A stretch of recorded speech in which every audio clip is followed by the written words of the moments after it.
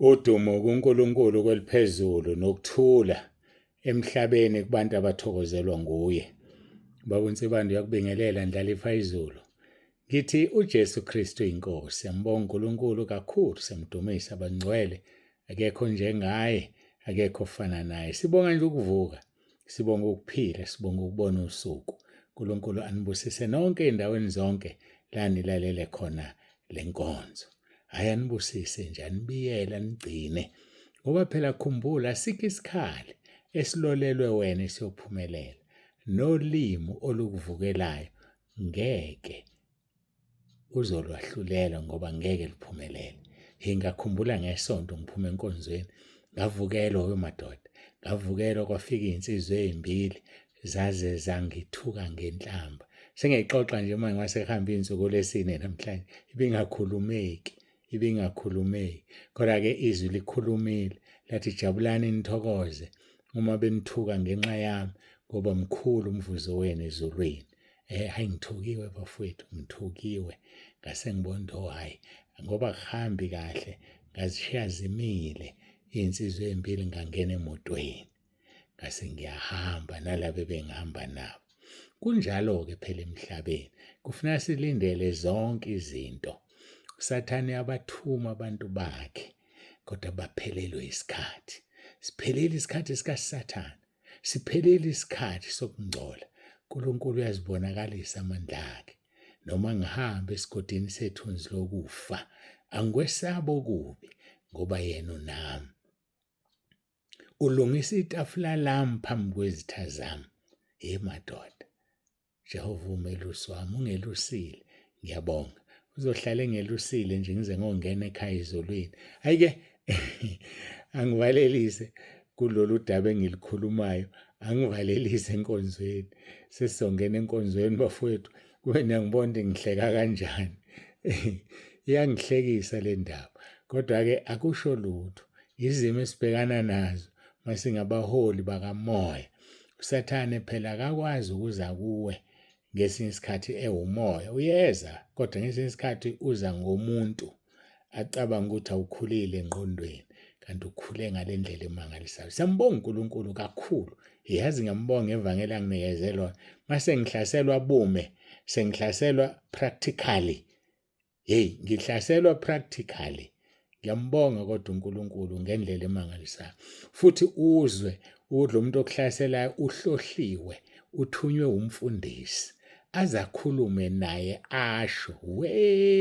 Ngiyabadabukela abefundisi abasadlala umdlalo wokulwa, umdlalo wokuthumela abantu ukuthi bayoshaya umuntu. Angishayewanga kodwa nje asithandazeni bafowethu senkonzweni. Ngiyamsaba mina uNkulunkulu engimkhonzayo, ngiyamesaba. Mabengamsaba abanye, it's at their own peril, but mina ngiyamsaba. Sikuqeni isithandazi. Baba, egameni likaJesu ophilayo, uNkulunkulu wethu nomusa, siyabonga, siyakuthokoza kakhulu kuba phambi kobuso bakho ngalomzuzu. Ngiyacela ube kanye nathi kule nkonzo, ukhuluma uzambule. uNkulunkulu wethu, siyabonga ukhonza uNkulunkulu ophilayo. Siyabonga ukhonza uNkulunkulu osithandayo. Siyabonga ukhonza uNkulunkulu osivikelayo. Iba nathi-ke uNkulunkulu wethu, khulume ngomoya wakho oyingcwele. uJesu Kristu inkosi. uJesu Kristu inkosi. uJesu Kristu inkosi. Amen.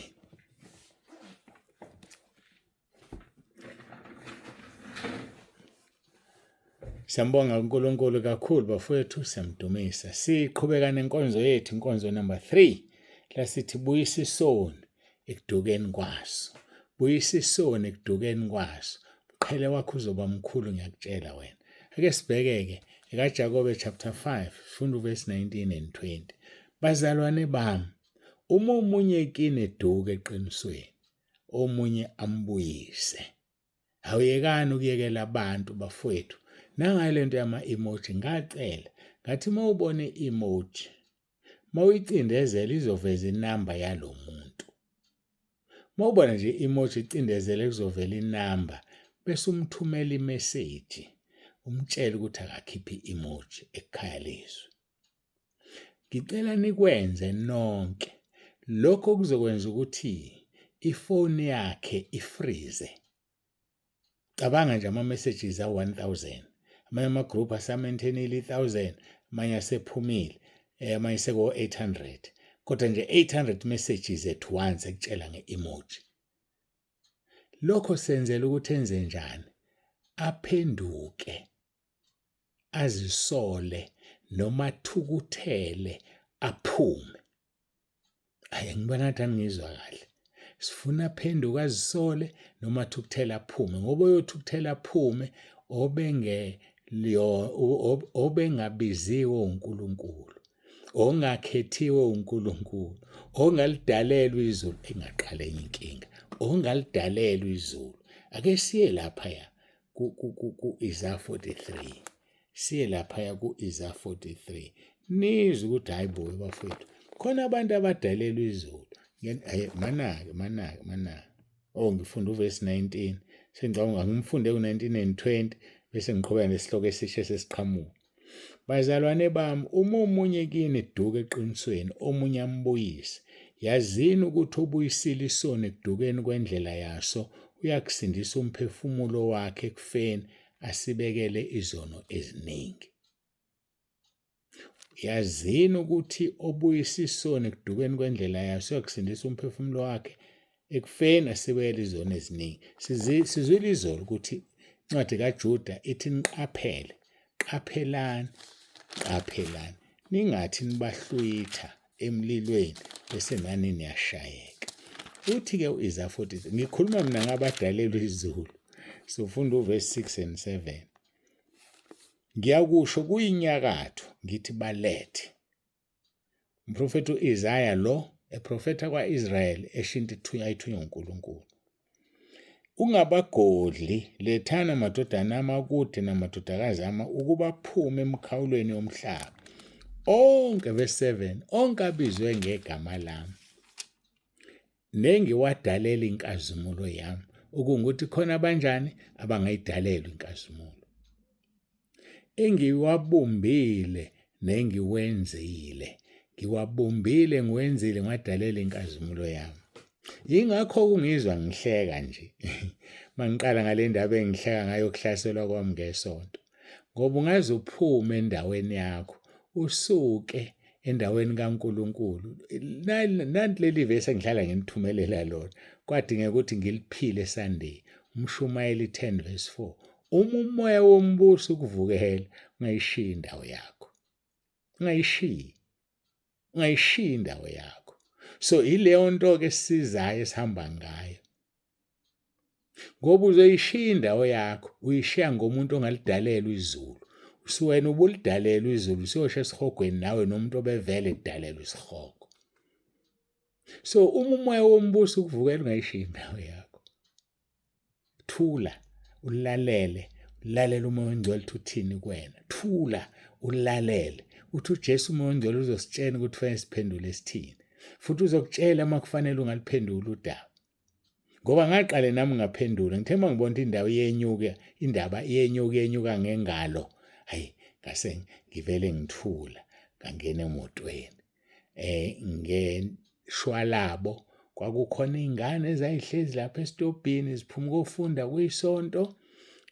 Kukhona engangihamba nabo emotweni.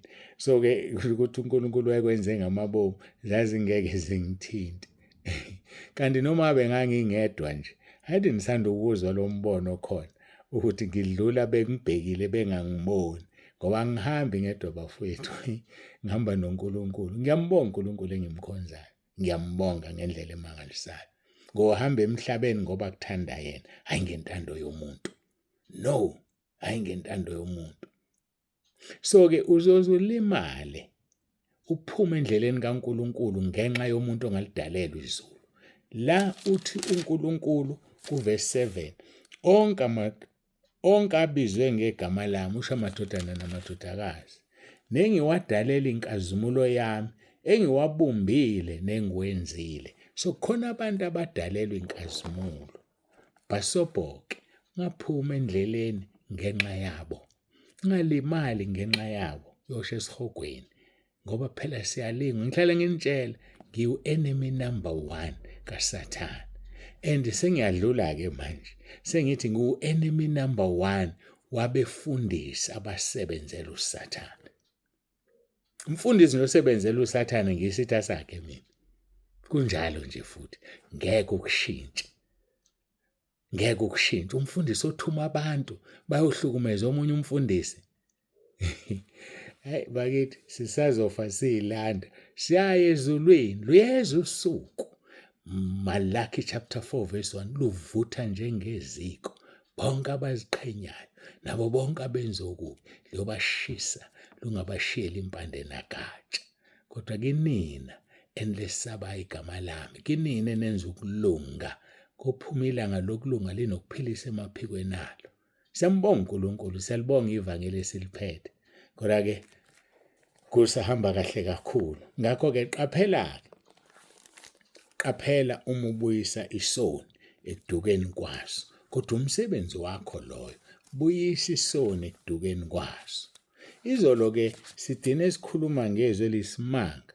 Lapha eGalatia chapter 6 siqala kuverse 1. Ngiyafisa simqhubu uGalatia 6. Uthi kuverse 1, bazalwane, uma umuntu ehlelwa isiphambeko, nina bomoya mbuyiseni njalo ngomoya wobumnene, uzibheke wena ufuna uyengwe nawe. Ubuyiswa ngomoya wobumnene, akabuyiswa ngempi, akuqhathwa impi. Ubuyiswa ngomoya wobumnene lo muntu. Ngoba ukhona lo nkulunkulu umphindiseli, ngiyamesaba unkulunkulu engimkhonzayo. Asiqhubeke siye lapha kuverse 2. Uthi uverse 2 kaGalatia 6, thwalisanani imithwalo yenu, nigcwalise kanjalo umthetho kaKristu. Thwalisanani imithwalo bafowethu, nigcwalise kanjalo umthetho kaKristu. So lethana abantu ekhaya lezwi, hayi baletheni, even if it's against all odds, but bring them. Balethe ngoba uzothola umvuzo ezulwini, kuzosibekelwa ezinye zezono zakho, uzosindisa umphefumulo wakho. But musubaletha abantu abanama-emojis emagameni abo, angibafaki, sengibarejectile nje baningi futhi. Ngiyethemba bakutshela nawe, ngoba ngibhala imessage uthi umuntu onama-emoji angimfaki. Ngimthandile omunye uvele wabuya esewasusile, wasethi ngicela ungitshela ukwenza ngisizathu. Ngase ngimthumelela ivideo ye-devil worshipper, ngamthumelela nokunye okucacisayo ukuthi into kaSathane. Wabonga umntwana kaNkulunkulu ngoba anifuni ukubatshela. Wabonga, wathi uzosiza nabanye, wangena ekhaya lezwi. Bafowethu ngifuna si-understand lento, ukungena ekhaya lezwi njengamanje, it's not going to be cheap. Kuzokubiza ukudela ukuphila kwakho, kuzokubiza ukudela ama-emoji. Ngiyabadabukela labantu abangaphandle ngama-emoji, ngiyabadabukela nje ngempela, ngoba ukunganaki. Jeremiah 48 verse 10 uqala kusiwa umuntu owenza umsebenzi kaNkulunkulu ngokunganaki. Uma unganaki uzofaka ama-emoji ukuphuma unomphela. Ngiyakuhlebela nje. Ngiyakuhlebela. Wena-ke olokhu ubhizi ubacelela. Angazi, kodwa-ke ake ngishiye kanjalo nje. Bafowethu, ake sikhonzeni uNkulunkulu, sihlukane nento zamadimoni, siyeke ama-emoji. Day 4 lo, sikhulekela umoya wama-emoji. Indlela kwenzeke ngayo ngikhiphe inqwaba-ke. Ngikhiphe inqwaba namhlanje. Namhlanje kuseni noma izolo ntambama ngisazi. Hayi bebengene ngey'nkani. Mhlawumbe ba-over 10 abantu bama-emoji, ngathi bebetshelene, baphumile. Hayi bazophuma futhi ngimile lapho. Ngimile. Yabona-ke uma kuthiwa khulunywa ngento engime kuyona, ama-emoji, sikhathele ama-emoji ekhaya lezwi.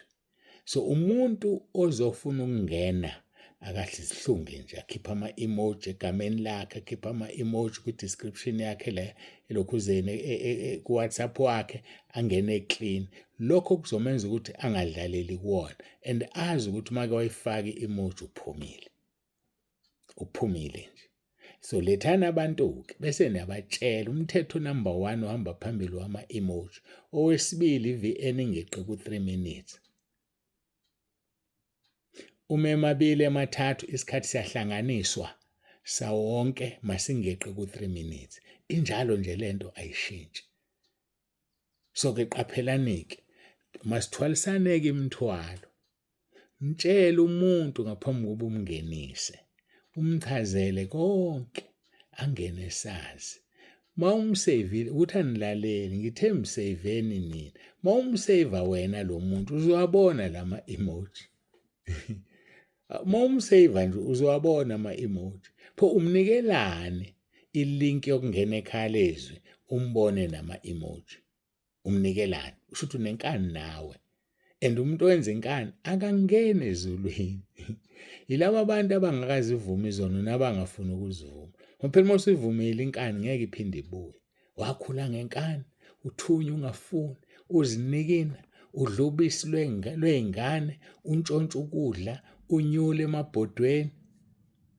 Awazivumi lezo zono zakho. Udlala umacashelana, niwubulili obubodwa. Udlala umacashelana, niwubulili obuhlukene. Abanye bagange bathatha ingane incane lengane ayazi lutho agange nayo. Uyikhulisa namuphi umoya lengane? Izokhula yazini lengane? Izokhula yenzeni? Hayi bafowethu ake nisindisweni. Angibabaleke labalala nezilwane. Hayi angibabali. Vumani izono zenu uJesu akuhlanza akungcwelise. Wehlile standani ithini sokuba umuntu waze wehlele ebulwaneni. Izilwane kuthiwa siziphathe sizibuse wena ulala nesilwane. Kahlehle wathi angibuza umbuzo ojulile ubhadlile la ikhanda lakho. Ubhadlile ngempela la ikhanda lakho ulala nesilwane wena. Angibaphathi labazilala bona.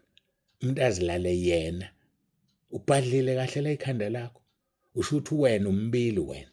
Ngwesilisa ngowesifazane. Bafowethu abantu babhajiwe ezonweni. Wozani kuJesu nizokhululwa. Woza kuJesu uzothola ukuphumula. Ziyavonywa izono sikukhulekele and be delivered from that spirit. I-deliverance iyatholakala ekhaya lezwi. Akudingi uze ubekwe izandla. Hayi akudingi ubekwe izandla. uJesu engimkhonzayo uguduza yonke iSouth Africa azofika phesheya. Akukho la ingayikhona. Mangithuma izwi lakhe nje. Izwi lakhe ligijima ngaphezulu kombani. Izwi lakhe liphilile linamandla libukhali kunenkembe eyisikanhlangothi zombili. Unginikeze lamandla okulithuma liye la ngithi aliye khona lifike lenze umsebenzi. Mina ngisho izwi. Hayi angazi wena ukhuluma ngani uthumani wena otokoloshe uthuma izilwane uthwele.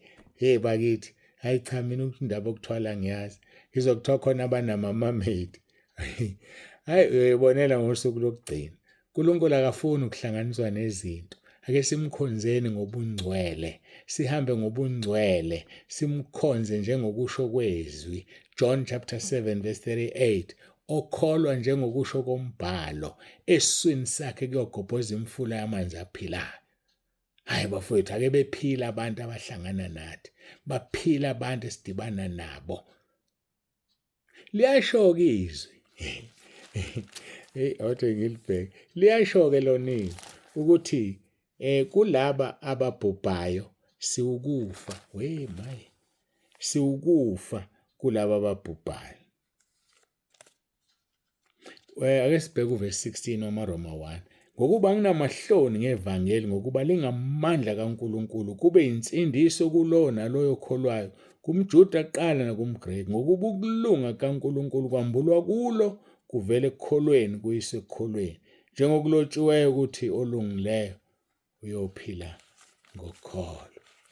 Bafowethu olungileyo uyophila ngokukholo. Wena uphila ngani? Uphila ngani wena? Mina ngiphethe ingadlangadla yevangeli. Anginamahloni bafowethu ngaleli ivangeli. Lingamandla kaNkulunkulu. Kodwa kulabo ababhubhayo lingukufa. Kwabasindiswayo lingukuphila. Mina ngisho ivangeli engiliphethe. Angilazi-ke liphethwe wena. Makabonge uNkulunkulu osihola njalo odwendweni lokunqoba.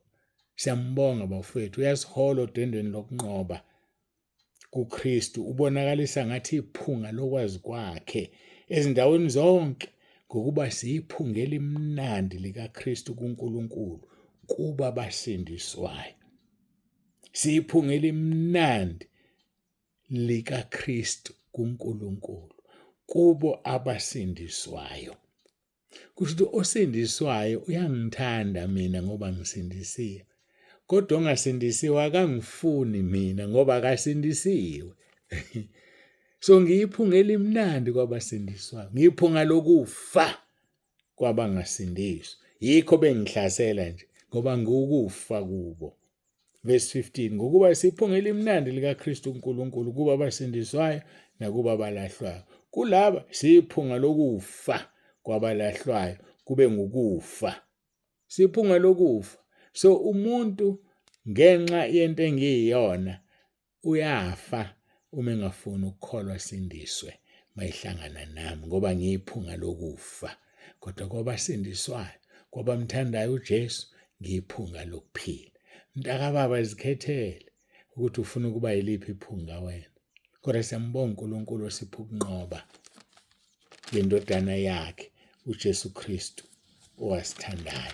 Makabonge uNkulunkulu. Makabonge uNkulunkulu osinika ukunqoba ngeNkosi yethu uJesu Kristu. Ngakho-ke bazalwane bami abathandekayo, yibani ngabagxilile, abangaxegiyo, abavame njalo emsebenzini weNkosi, hayi abamelene nomsebenzi weNkosi, hayi abalwa nawo, abavame njalo emsebenzini weNkosi. Nazi ukuthi ukusebenza kwenu akusilo ize eNkosini. Masigoqe sithandaze. Siyambonga uNkulunkulu wethu, uJesu Kristu inkosi, uJesu Kristu inkosi, uJesu Kristu inkosi. Lethana abantu ekhaya lezwi usindise ukuphila kwakho.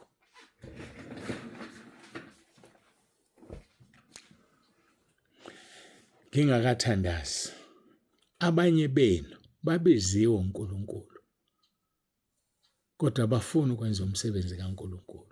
Abanye benu yabathuma uNkulunkulu kuloyamuzi naloyamuzi athambe ukwenza ukuthi kodwa uyi.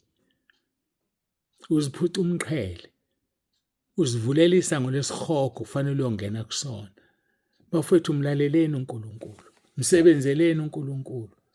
Isikhathi sihambile kakhulu ayikancane. uNkulunkulu ufuna abantu, ufuna amadoda, ufuna omama abazosebenza umsebenzi wakhe. Uzohlala wena ungawenzi? Yazi ukulahla uphile bonke ubungcwele ulahlele ukuthi awenzanga intando kaNkulunkulu. Ulahlele ukuthi kunabantu abayisihogweni ngenxa yakho. Ngoba uthulile ngoJesu awuzange ukhulume ngaye. Uyekile ukumukelisa abantu uJesu. Abanye bathunyiwe kodwa hamba usize nanga umuntu uyafa umkhulekela umukelisa uJesu awuyanga wena. Wafa umuntu. Lizobuzwa kubani igazi lo muntu umucabanga wena? Uzongena kanjani ezulwini lo muntu esesihogweni? Ngiyakubuza, eyayisenzela umsebenzi kaNkulunkulu. Siphelile isikhathi sokudlala. Mawusanakene nezinto zakho, usanakene namabhizinisi akho, unakene nomsebenzi wakho. Angisho ukuthi yekani emsebenzi, mawungabiziwe hamba usebenza. Mawungabiziwe hamba ubheka ibhizinisi lakho. Mhlawumbe ubiziwe nje unikwe ibhizinisi uzusekele umsebenzi kaNkulunkulu oseduze nawe. Usekele umfundisi webandla lakho. Ngoba vele ngeke senze into eyodwa. Hamba kuyosebenza. Ulethe imali ebandleni lakho. Hamba uyosebenza. Usupport umfundisi ukuze ashumayele, kuze naye angayilandulela athi inkosi ngangihlupheka. Kanti wena unecala lokuthi uthunyewe ukuthi unikele kodwa ukwenzi lokho. Qaphela-ke, ngeke senze into eyodwa sonke. Kodwa ngene iqiniso lokuthi kukhona into oyinikeziwe okufanele usekele umfundisi wakho ngayo. Msekeleke umfundisi wakho. Support your local church. Msekele, umsize, angazilanduleli umehlule umsebenzi kaNkulunkulu. Na ungazilanduleli ngoba ukwenzile okunikeziwe. Asikhulekeni bafethu, kade ngigoqile. Bengithi ngiyathandaza kuthandazeke ukuthi angikhulume nalabantu ababiziwe kodwa bengafuni ukwenza umsebenzi kaNkulunkulu. Maye kubo kuba isihogo sabo sikhulu. Masithandaze. Baba, egameni likaJesu siyathoba phambi kobuso bakho. Abantwana bakhe ezindaweni zonke Nkosi abafuna ukulalela, abafuna ukwenza obathume khona. Kunabantu ababhubhayo obadalela inkazimulo yakho. Uyabathuma abantu ukuthi bayobalanda kodwa ababalanda. Nkulunkulu wami, ngenelela ngegama lenkosi uJesu Kristu ophilayo. Ngegama lenkosi uJesu Kristu ngiyacela. uJesu Kristu inkosi. uJesu Kristu inkosi. uJesu Kristu inkosi. Amen.